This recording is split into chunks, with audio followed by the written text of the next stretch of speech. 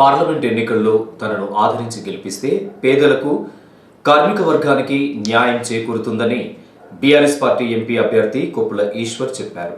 కాదని మరో పార్టీ అభ్యర్థిని గెలిపిస్తే చుట్టపు చూపుగా వచ్చిపోతారు తప్ప ఈ ప్రాంతానికి ఒరిగేది ఏమీ ఉండదని సూచించారు. శనివారం సాయంత్రం గోదావరిఖండ్లోని బీఆర్ఎస్ పార్టీ కార్యాలయంలో ఏర్పాటు చేసిన మీడియా సమావేశంలో కొప్పుల ఈశ్వర్ మాట్లాడుతూ, స్థానికునిగా తనకు ఈ ప్రాంత సమస్యల పట్ల పరిపూర్ణ అవగాహన ఉందని, సింగరేణి కార్మికునిగా, కార్మిక నాయకునిగా అనుభవం ఉన్న తనకు కార్మికుల సాధక బాధకులు తెలుసునని అన్నారు. కమ్యూనిస్ట్, ప్రత్యేక తెలంగాణ, గని కార్మిక ఉద్యమాలతో ప్రత్యక్ష సంబంధాలను కలిగి ఉన్న తాను అనుక్షణం ప్రజా కార్మిక శ్రేయస్సు కోసమే పరితపిస్తూ వచ్చానని తెలిపారు. తన రాజకీయ ప్రస్థానంలో మచ్చలేని నాయకునిగా నిరంతరం ప్రజాసేవకే అంకితమైనట్లు చెప్పారు. ఎంపీగా గెలిపిస్తే సింగరేణి కార్మికుల ప్రధాన సమస్యల పరిష్కారంతో పాటు కాలుష్యం బారి నుండి విముక్తిని కల్పించేలా ప్రత్యేకంగా కృషి చేస్తానని హామీ ఇచ్చారు. ఇప్పటి వరకు వలస నాయకులను గెలిపించడం మూలంగా ఈ ప్రాంతం తీవ్ర నిర్లక్ష్యానికి గురైందని ఆవేదన వ్యక్తం చేశారు. ఇటీవల కాంగ్రెస్ పార్టీ ప్రకటించిన ఎంపీ అభ్యర్థి గడ్డం వంశీకృష్ణ సంపన్న వర్గానికి చెందిన వ్యక్తి అని పేర్కొన్నారు. కార్పొరేట్ వ్యవస్థ అధిపతి అయిన కాంగ్రెస్ అభ్యర్థిని గెలిపిస్తే వారి ఆస్తులు, సంస్థల పరిరక్షణకు ప్రాధాన్యం ఇస్తారు తప్ప ప్రజలు, కార్మికుల సమస్యలను పట్టించుకునే అవకాశం ఉండదని సూచించారు. స్వార్థ ప్రయోజనాల కోసం గెలవాలనుకునే వారిని కాకుండా అందుబాటులో ఉంటూ ప్రజలు, కార్మికుల అవసరాలను తీర్చేందుకు పోటీ చేస్తున్న తనను పెద్దపల్లి ఎంపీగా ఆశీర్వదించాలని కొప్పుల ఈశ్వర్ విజ్ఞప్తి చేశారు. నాలాంటి ఒక కార్మిక పక్షపాతి, ఈ ప్రాంతం యొక్క పక్షపాతి, అనేక ఉద్యమాలు, అనేక పోరాటాలు, అనేక సంఘటనలకు సంబంధించినటువంటి అనుభవం ఉన్నటువంటి ఒక చిన్న స్థాయి నుంచి వచ్చి ఈ ప్రాంతంలోనే ఒక ట్రేడ్ యూనియన్ రంగంలో నాయకునిగా ఎదిగి ఇక్కడే ప్రజల మన్ననలు పొంది 2 సార్లు శాసనసభకు ఎన్నికై తిరిగి ధర్మపురం నుంచి 4 సార్లు ఎన్నికై మంత్రిగా, చీఫ్గా పనిచేసినటువంటి మరి సుదీర్ఘ అనుభవం ఉన్నటువంటి వ్యక్తిగా నాకు ఒక అవకాశం రావడం అనేటువంటిది చాలా సంతోషం. నేను ఈ సందర్భంగా మా అధినేత కేసీఆర్ గారికి కూడా ధన్యవాదాలు, కృతజ్ఞతలు కూడా తెలియజేస్తా ఉన్నాను. నాలాంటి వాడు ఎన్నిక కావడం వల్ల అనేక పేద వర్గాలకు, కార్మిక వర్గాలకు తప్పకుండా న్యాయం జరిగేటువంటి అవకాశం ఉంటుంది. అదేవిధంగా ఈ ప్రాంతం యొక్క అభివృద్ధి కోసం కూడా పాటుపడే అవకాశం ఉంటుంది. ఇక్కడ చాలా సమస్యలు ఉన్నాయి. సింగరేణి కార్మికులకు సంబంధించిన సమస్యలు ఉన్నాయి. అదేవిధంగా ఎన్టీపీసీ కావచ్చు, ఎఫ్సీఐ కావచ్చు, మరి అనేక రకాల సమస్యలు ఉన్నాయి. వీటన్నిటి పైన కూడా ఒక దృష్టి సాధించే అవకాశం. మరి ముఖ్యంగా నేను ఒక నెల రోజుల నుంచి ప్రాంతంలో పర్యటిస్తూ ఉన్నాను. తీవ్రమైనటువంటి పొల్యూషన్ కనబడతా ఉంటుంది. మరి అది డస్ట్ పొల్యూషనే కావచ్చు, తర్వాత ఓపెన్ కాస్ట్ మైన్ల నుంచి వచ్చేటువంటి గ్యాస్ కావచ్చు. మరి ఇక్కడ నివసిస్తున్నటువంటి ప్రజలకు అది నిజంగా కూడా ప్రాణాంతకంగా ఉన్నట్టుగా మనకు అర్థమవుతా ఉంది. దీని పట్ల కూడా ప్రజలకు ఒక రక్షణ కల్పించే విధంగా, పర్యావరణాన్ని పరిరక్షించే విధంగా ఏ కంపెనీలు అయితే ఇక్కడ ప్రొడక్షన్ తీస్తున్నాయో మరి ఆ కంపెనీల ద్వారా వచ్చేటువంటి పొల్యూషన్ కంట్రోల్ చేసే విధంగా మరి ఆల్రెడీ కేంద్ర ప్రభుత్వం ద్వారా అనేక చట్టాలు ఉన్నాయి. వాటిని అమలు పరిపించి ఈ ప్రాంతంలో నివసించేటువంటి కార్మికులకు, ప్రజలకు, వారి కుటుంబాలందరికీ కూడా ఓ మంచి పర్యావరణాన్ని అందించాల్సినటువంటి అవసరం కూడా ఉంది. దానిపైన కూడా ప్రత్యేకమైన దృష్టి సాధిస్తాం.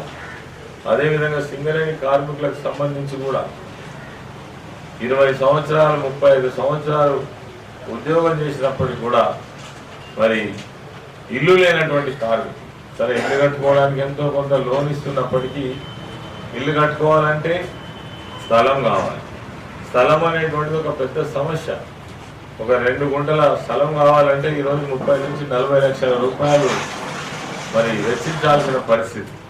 కాబట్టి ఇప్పటికే ఉన్నటువంటి సింగరేణి స్థలాలు కావచ్చు, ప్రభుత్వ పరంగా ఇచ్చేటువంటి సొసైటీల ద్వారా ఇచ్చే ప్రభుత్వ స్థలం కావచ్చు, మరి కార్మిక కుటుంబాలకు వాళ్ళు దిగిపోయిన తరుణంలో ఎంతో కొంత దిగిపోయిన డబ్బులు వస్తే వాటి ద్వారా ఇల్లు నిర్మించుకునేటువంటి మరి ఏర్పాటు చేయడం కోసం కావచ్చు.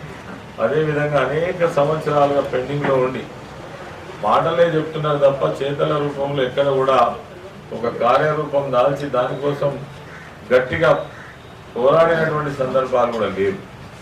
ఏదైతే సింగరేణి కార్మికులకు ఇన్కమ్ ట్యాక్స్ ఎగ్జంప్షన్, నిజమే దేశంలో అనేక ఫారిన్ వర్కర్స్ ఉండవచ్చు, ఒక్క సింగరేణికి వర్తించకపోవచ్చు, కానీ దానికి సంబంధించినటువంటి ఆల్టర్నేట్ ఏర్పాటు కార్మికుడు దిగిపోయే నాడు దాదాపుగా ఒక 4-5 లక్షల రూపాయలు మరి ఆయనకు సంవత్సరానికి కట్ అవుతుంటే చాలా బాధగా ఎంతో దీనంగా చూస్తున్నాడు. ఎందుకంటే సింగరేణి ఈ కంపెనీలో పనిచేసే కార్మికులు అంటేనే కష్టంతో కూడుకున్నటువంటి పని.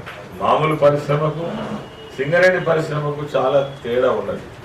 ఇటువంటి మరి ఒక జటిలమైనటువంటి సమస్యలు ఈ ప్రాంతంలో ఉన్నాయి. మరి వీటిపైన మేము దృష్టి సాధిస్తాం.